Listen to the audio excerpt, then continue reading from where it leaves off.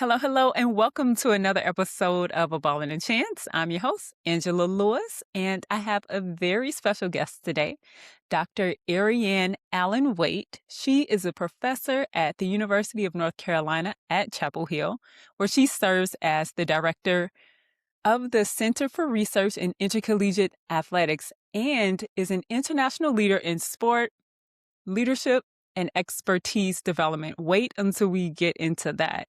She's also a former NCAA Division I heptathlete. Her work explores how people learn, grow, and perform at high levels across sport, business, education, and life. Dr. Weight has authored more than 100 scholarly publications, delivered over 150 invited presentations, and consulted with organizations across athletics, education, and leadership development.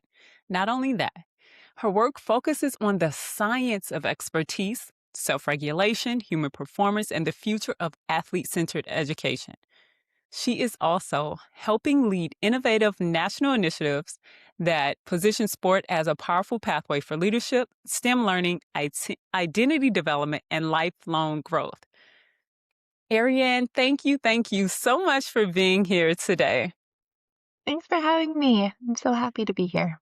This is going to be such a fun conversation. So, to give you all listeners context, we met in Boise, Idaho, at Boise State at the Sports Major Symposium.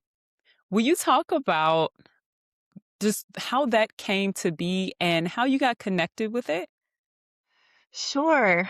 Well, my story goes back really to when I started as a faculty member at UNC, and we were going through an academic athletic scandal in 2011, and I was really puzzled by the conversations on campus because athletics was talked about as one thing and academics was talked about as something else, and I thought that was so strange because during my time as an athlete, I learned so much on the track, in the weight room, and the most transformative course I ever had was a combination of both. It was a sports psychology class taught by a renowned professor for athletes specifically, where we could practice sports psychology in relation to our sport performance. So all of the campus dialogue really transformed my research,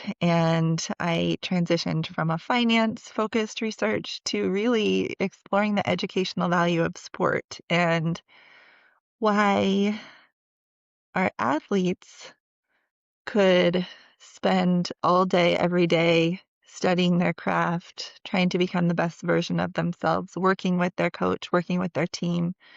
And if that was their sole focus, they would be termed as dumb jocks or gym rats.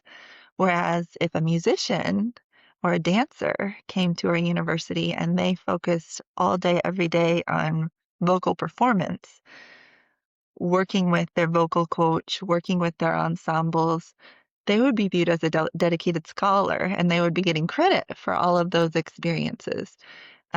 So that started research into this area of sport as education. And then about a year ago, David Hollander from NYU reached out, who is absolutely wonderful. He wrote the book, How Basketball Can Save the World. And in collaboration with him and Nike, and there was a New York Times article, we really got some momentum for this movement toward talking about sport as a potential major, the performance of sport, all of the courses that surround it, that the art and the science and the philosophy that surround all of the things that we view as sport. And so you, as somebody that's leading in this field, we wanted to invite as a guest at this, and we have majors now popping up throughout the country, and it's gaining a lot of steam. It's really incredible, Erianne. Thank you for that overview. And one, you're a heptathlete. We're going to get into that because doing one thing was enough for me. I can't imagine having to learn multiple different skill sets and compete on the same day. So I want to dive into what it was like as a heptathlete. But first, when I found out about the Sports Major Symposium and had the call with David Hollander, I was blown away and just really loved the rationale that you explained about how you spend so much time working on your game or your sport or your skills, but then you're told to be a student as if that the athlete part of you goes away once you step into the classroom. And I love how you had the epiphany like, no, you're all of it. So why can't the student part focus on the aspects of sport that actually make you a great human and even better in sport? Right.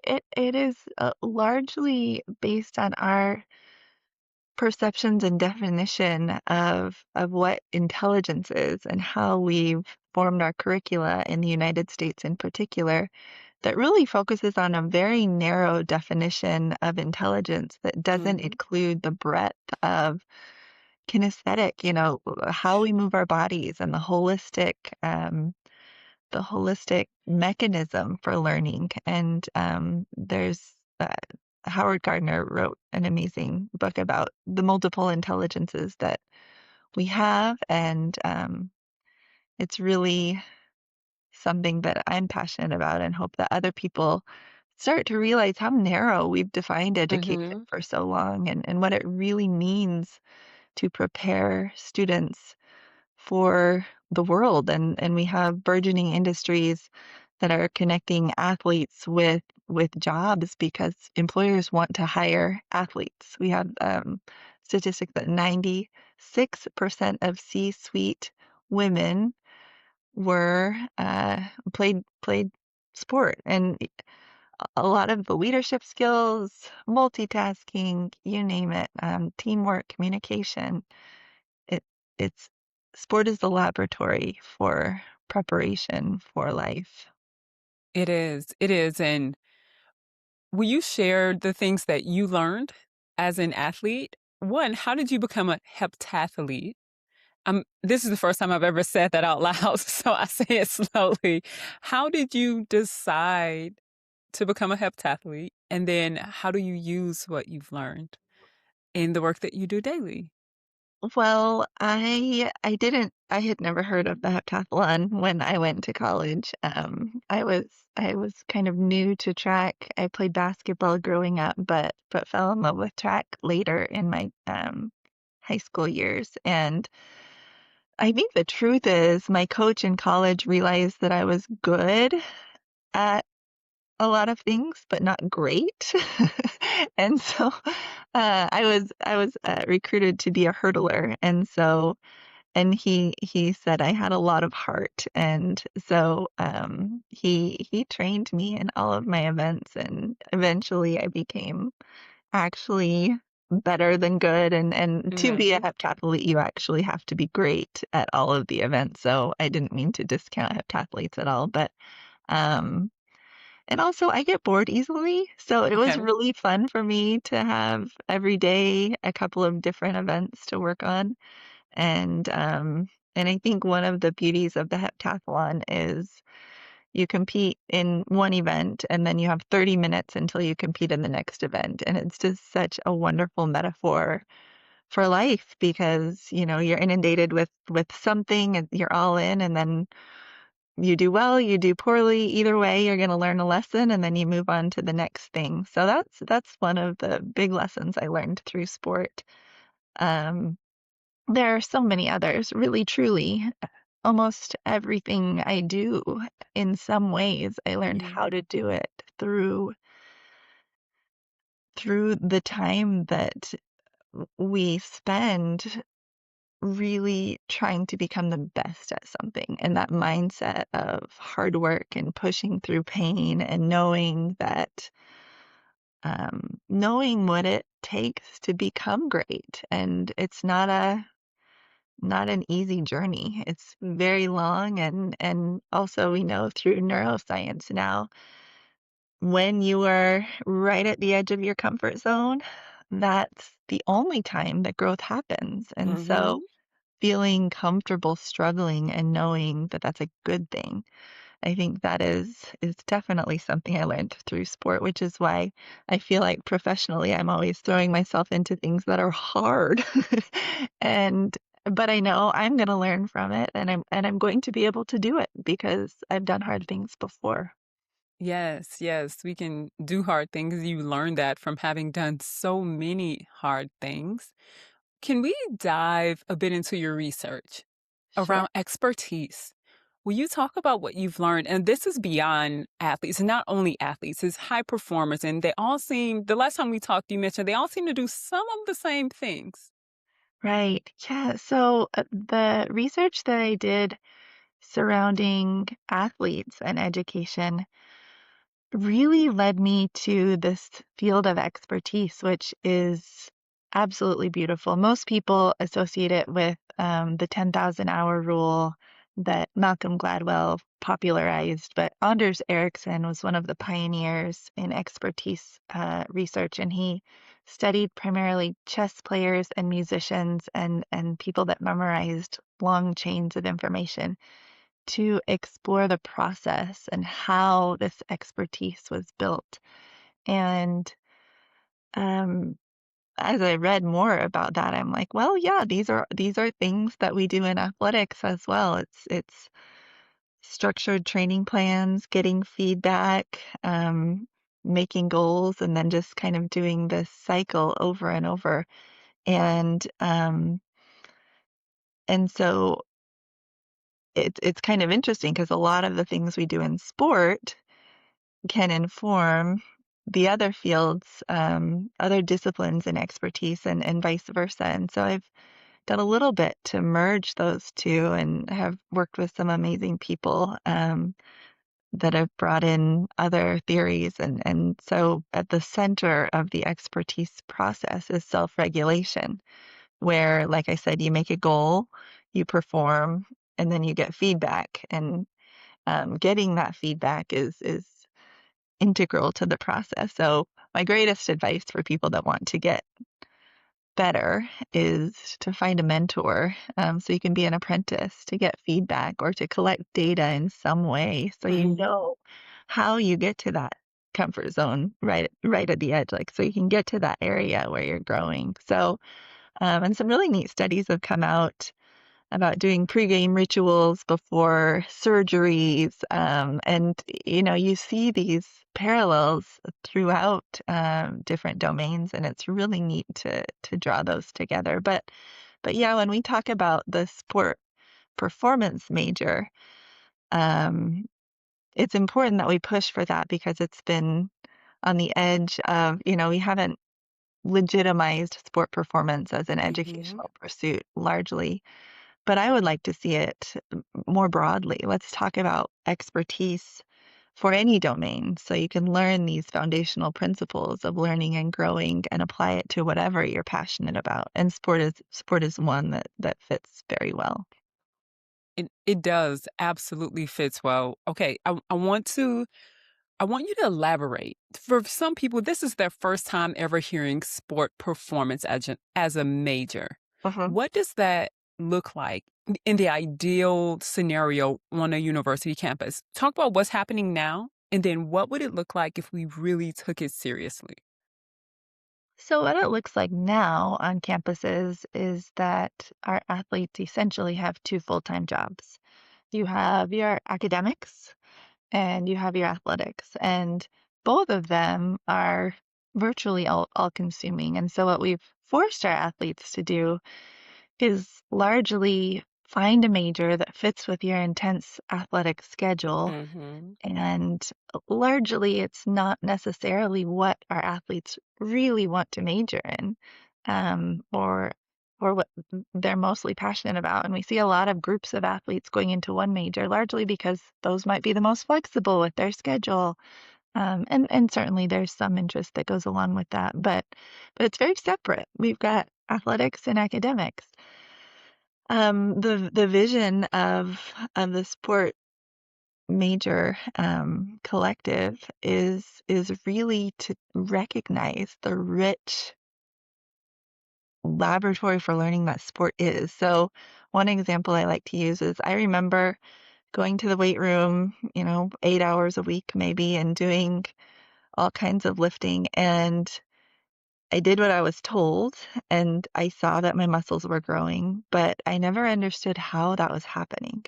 And what an amazing educational opportunity to pair that experiential opportunity in the weight room, building these muscles, having really wonderful um, outcomes and ability to experiment with a physiology course or a performance training type of course where we're learning all of the mechanisms that are happening internally that are leading to this muscle growth, or even a sport nutrition course that ties in these things that are happening in the weight room. And I'm not saying that that's not happening. We currently have physiology classes and we have nutrition classes, but that link is missing, and having it very applied, I think is something that we know this generation of learners thrives in.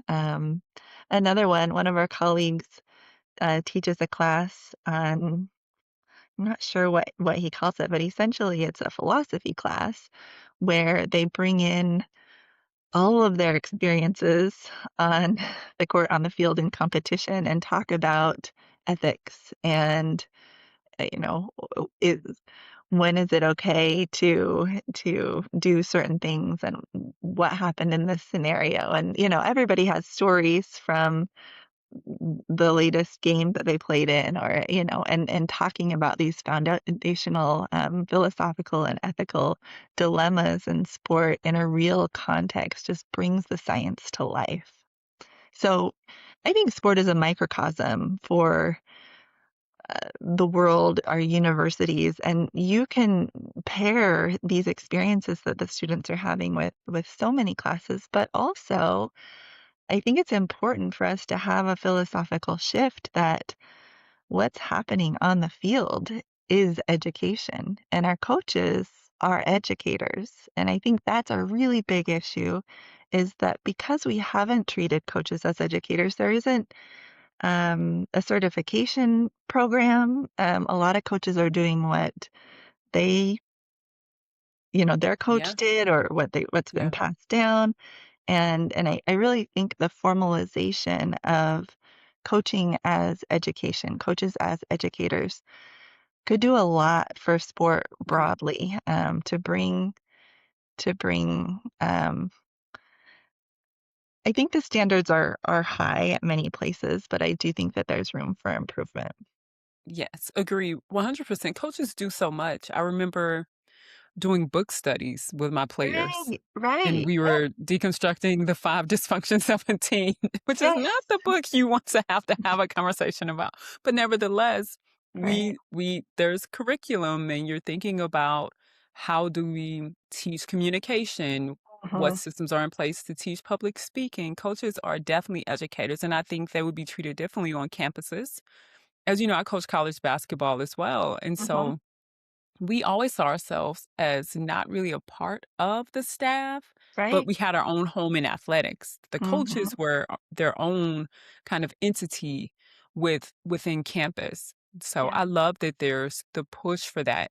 In addition, showing how interdisciplinary sport is. I would have loved an anatomy and physiology class, but you don't get that Mhm. in communications department, which is where I majored. But I would have loved Right. to have known, to your point, what was happening with my body. Why did I have plantar fasciitis? Like, how Right. does this muscle connect to this ligament? They would talk about it when you went to the training room, but if you didn't have an issue, then you just, you know, that conversation wasn't had. Right. Yeah. I love that you mentioned the interdisciplinarity, and that's really the issue. And that's why it's so difficult sometimes to stand up these majors, because higher education is so siloed. You do your major in this one department, and we teach courses about our focus. Mhm. And interdisciplinarity is tricky. structurally, but that's what we need. That's what we want to see. We want to see things from different lenses. And it's life. Like, life is interdisciplinary. Right, So right. much of it is figuring out how to build those connections to our lived experience. Absolutely. Yeah.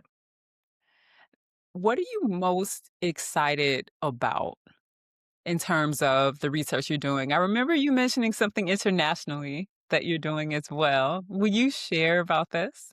Sure. Yeah, I'm part of a team that is building a version of the NCAA in India. And the genesis was after the last Olympics. A lot of people in India got together and said, why aren't we doing better? And the reality is we've got the talent here. We just don't have the developmental systems. And of course, the world looks to the US as the gold standard. The NCAA um, has Olympians from just about every country Mhm. train through our system, and so we're setting up a scholarship program through universities. One thing that's a little bit different is it's called the Indian Collegiate Arts and Athletics Association. So just as I mentioned that example of music and dance, similar in form to sport, in the governing body in India, we treat sport and music and dance and theater all as the same, essentially, with their unique training. But in year one, it'll be kind of an Olympic style festival at the end of the year, but eventually in years 3 through 5, we'll get regular seasons and all of that developed. But one of the big visions is integrating education. And so having these 4 credit opportunities to pair with your lived experiences in development as an artist or athlete, and really just continuing your passion and having an infrastructure that supports it. And it's interesting, everybody looks at the US and is like, oh, the college sports system. And it is absolutely wonderful. I think, both of us owe a lot of who we are to the college Mhm. sports system. But the interesting thing is, and our discussion about coaches kind of led to this, is our athletic departments are not integrated into the university. They are No. completely external entities, and theoretically, there's a reporting channel to the presidents, and the presidents have control, but the budgets are separate. And why would it not be just another college or department that has faculty and can teach classes? And that's the purpose. And we say that it's educational, but why haven't we integrated it within our organizational structure? When some people hear this, they're gonna give pushback, Ariana. They're gonna say, athletes get enough already. Here we go, trying to give them more things and more special treatment. Look at an NIL. Don't they get paid enough? What do you say? I'm sure you've heard that before. What do you say to people who say, oh, here we go again, trying to do something in favor of athletes? Yeah, I think the most powerful is, well, so should we say the same thing about other disciplines? Like, why should we, why should a dancer be able to major in dance? And tell me how that's any different. If nothing else, we have more capabilities on the athletics side to support the holistic development of our athletes. And is that not what we're saying that we're doing? Why wouldn't we formalize this education? Oh, that's so good. Right. Because it's a situation where we, to your point, value dance and music much more value in terms of the amount of intellectual capability that it takes. Yeah, I would also put like medical school in the same category. It's a physical training that we're doing in addition to intellectual, which is Mhm. absolutely the same for sport. And that's something that I don't think a lot of people realize, but you don't just go out there and play football. Every year, At all. every single down is scripted, and there's a lot of study, a lot of memorization, a lot of qualitative data analysis, a lot of predictive analytics that go into what they're doing on the field. And so on the data analysis part alone, let alone the training and everything else that goes into it, there is so much science, and it's actually crazy that we don't allow mechanisms for our students to learn and demonstrate like, wow, I know how to do all of this data science. I could actually go to all of these STEM careers based on the things that I'm doing every day. But so often we think, oh, that's football.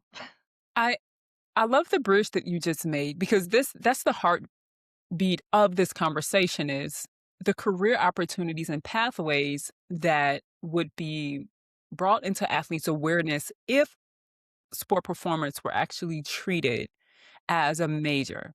Uh-huh. Will you share a bit more? Will you elaborate on that around especially STEM careers and the ability to see that what you've studied can connect?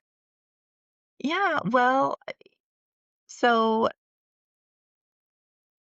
I think the perfect example, I mean, we're doing a lot of work in football specifically, and there is a pathway to, I mean, most immediately there are data scientists and sports scientist roles in athletics.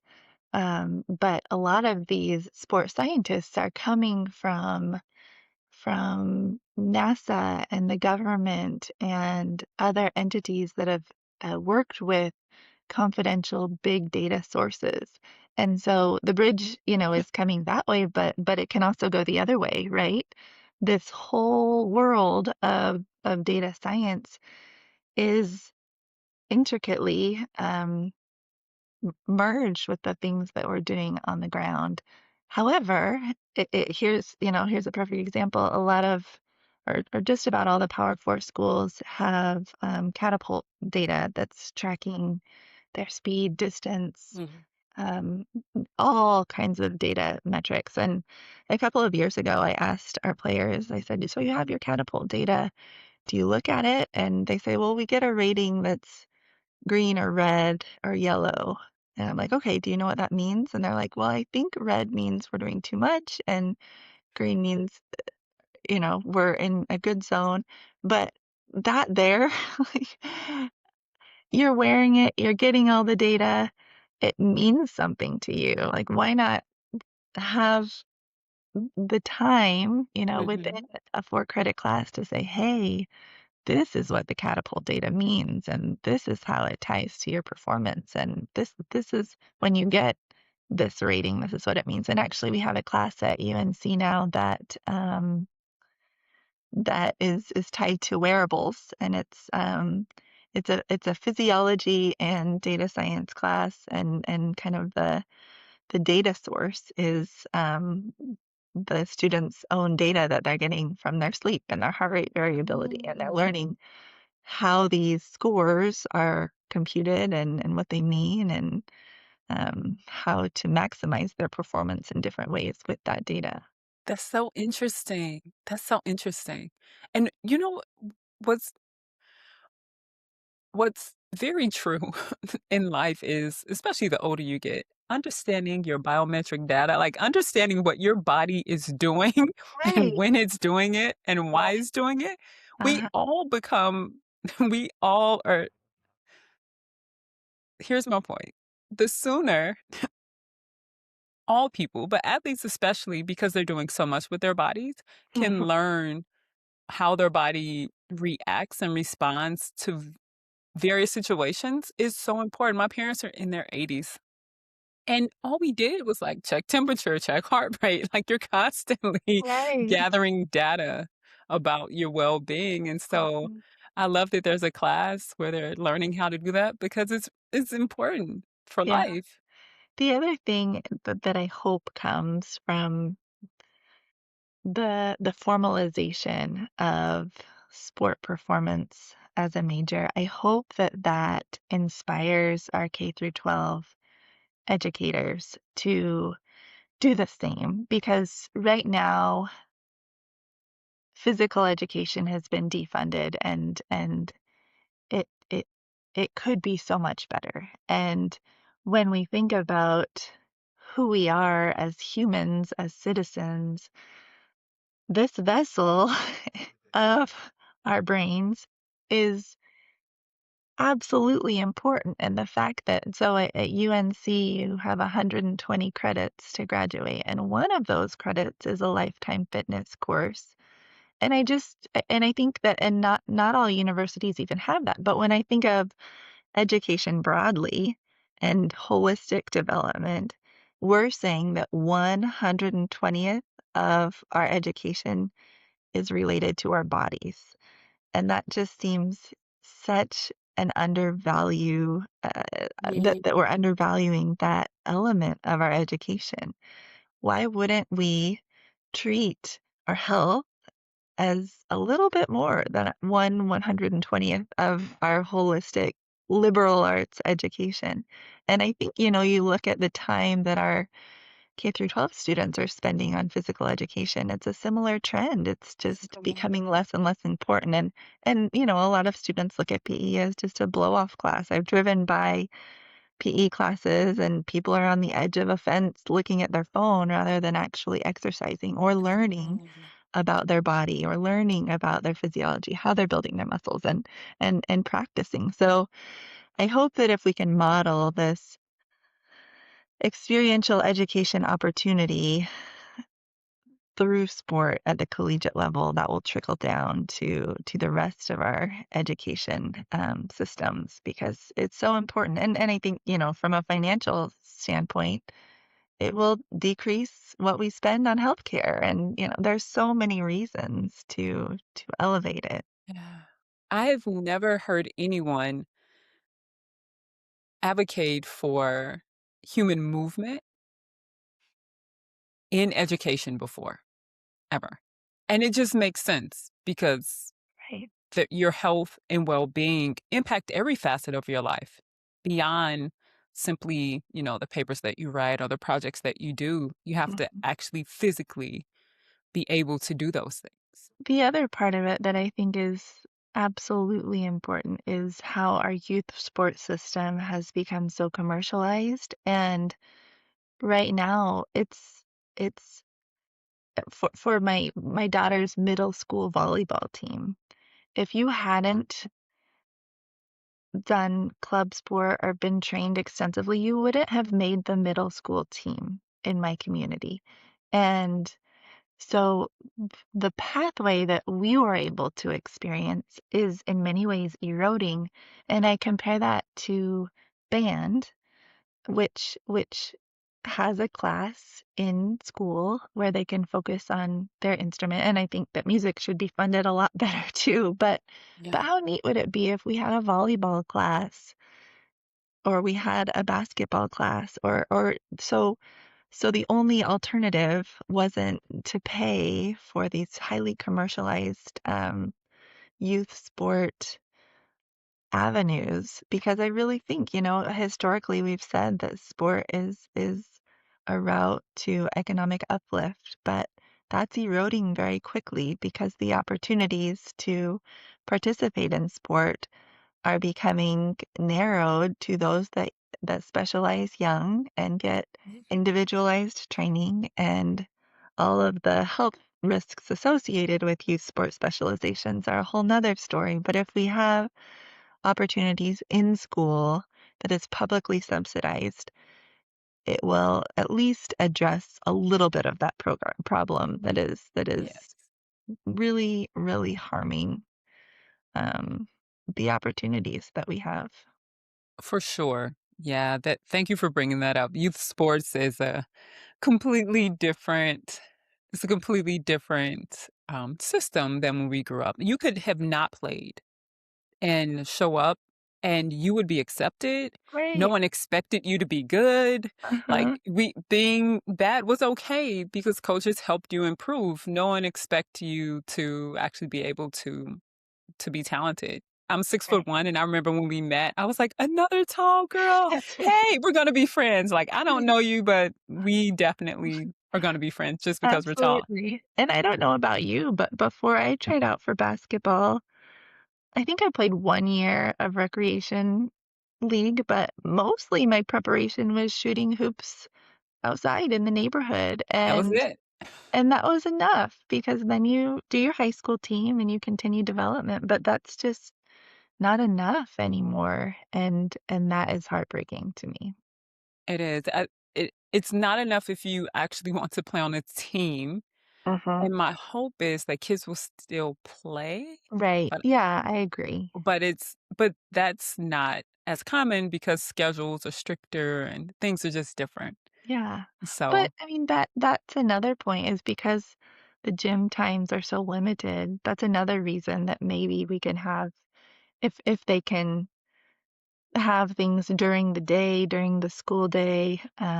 I know that PE currently uses the gyms for part of it, but just more opportunities, you know. yeah, absolutely. Well, hopefully things will make a shift. We're making progress. Yes, little by little. I mean, we're talking about sports as a major, and it's in some universities, which is Right. huge. Right. This didn't exist before. So Right. that, although it's new, it's still very much it's happening.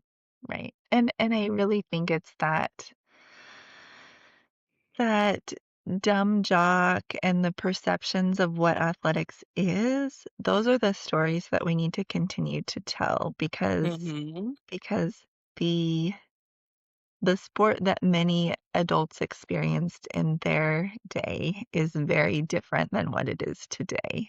And there is so much science and even what it was before, there were so many lessons then, right? And, you know, we talked about how much we've learned. So anyway, Yeah. it is a societal issue and it is kind of a lack of understanding by many people. And I think what helps also is when the narrative shifts from dumb jock to sharing athletes who are really smart, like Jalen Brown from the Celtics. I mean, he's been classified as a genius. I mean, didn't he go to Harvard or like MIT? I mean, he was, But I would also say in order to play at a level, yeah, you have you to have be, to be into you you have you to be. can't even if you haven't had school smarts or, you know, Yeah, even if mathematics or verbal very reasoning are true. not your primary elements of intelligence, you have to have a spatial kinesthetic intelligence, rhythms, patterns, all of those play into it, and it's our definition of intelligence that also needs to evolve. Yes, agree 100% because to be able to stop on a dime, change the direction, Yeah. make decisions without even consciously making them.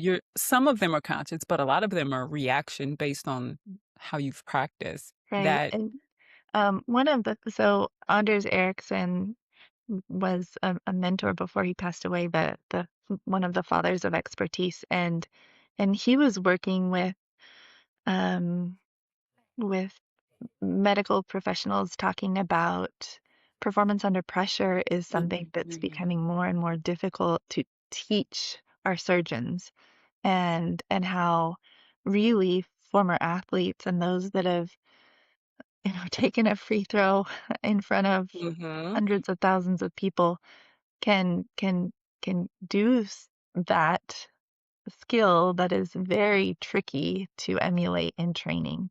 So I think even that is something that needs to be celebrated.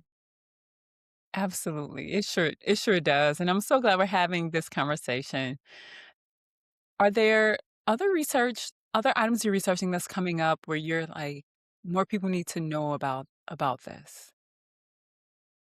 Well, so something that's been surprising for me, we are doing, I'm working with the University of Maryland on a National Science Foundation data science and sport project. And as a part of that, we've been building connections with sport technology companies. And so I went to the National Football Coaches Association conference and just went around to all the vendors, and I was absolutely blown away at the complete industry of sport technology.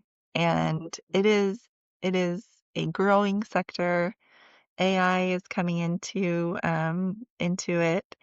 But again, as someone who has studied sport and been around, I had no idea the level of technology that is used high school through professional, in a lot of our sports. And we have a Sport is Science campaign Mhm. on Instagram, and if you look at hashtag Sport is Science, you can see that. But we're trying to shine a light on these technologies. We did a segment with rowers at UNC and the smart oar and all the data that they capture. Our golfers showed us the TrackMan that measures the arc and the speed and everything of the golf ball that they hit, and everything is tracked, everything is measured. And and that has been really interesting to learn more about. So again, just Yes. the more you know. Yes, and we know that'll continue to Right, happen. Continue right. to see how because one little change and adjustment based off the data can make a big difference and give you an edge. And Absolutely, so absolutely. as technology continues to change and evolve, we'll continue to see sport using that technology Yeah, and it's to get right an at the edge. cutting edge, where because of the competition and the drive that that creates, I think that the industry is often ahead of other industries, Mhm. just because of the motivation that comes with, wanting to get that extra 10%, extra 1% of an edge.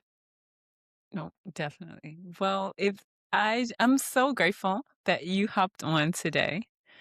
As we wrap, is there anything else that you would love a professor? So if there's a professor listening who is like, yes, someone who gets it and they're excited, what advice would you have for them for getting a sports major started at their university? Sports performance major. Yeah, well, I will say we have done a lot of work to make it possible to hopefully make it easier. And I think that having this coalition of professors throughout the country, we've been able to share syllabi and share letters of support. We developed learning outcomes in accordance with national standards, and we've done a lot of the heavy lifting. And so a lot of that is on our website, sportperformancemajor.org.